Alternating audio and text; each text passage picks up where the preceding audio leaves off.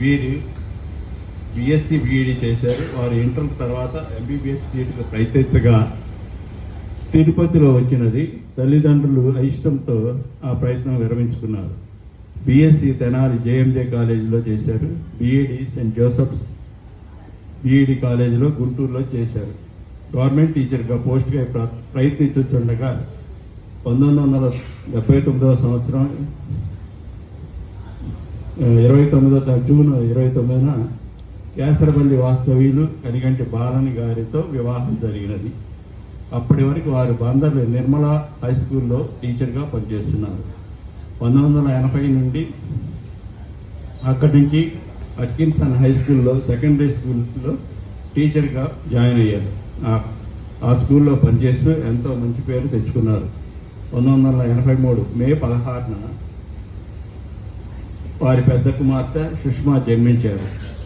ఆ తర్వాత 1985 ఆగస్టు 5న రెండవ కుమార్తె డాక్టర్ సౌమ్య జన్మించారు.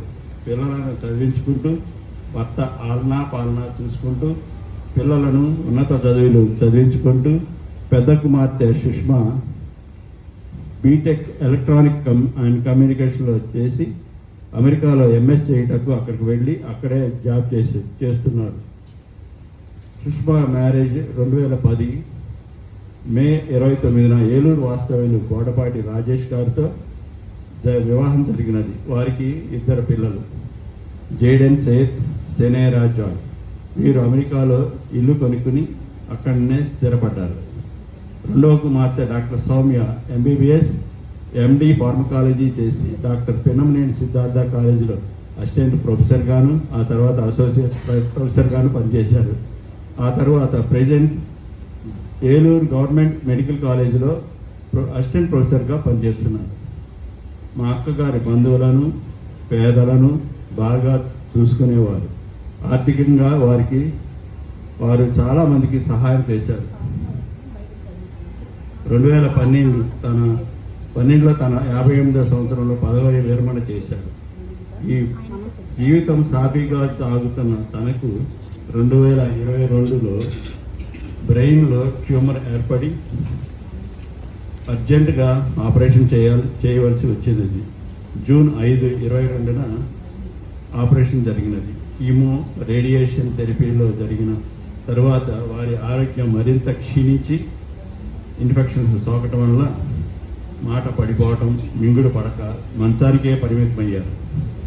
డాక్టర్ సౌమ్య నిరంతర మెడికల్ ట్రీట్మెంట్ చేస్తూ జాబ్కు వెళ్ళేవారు.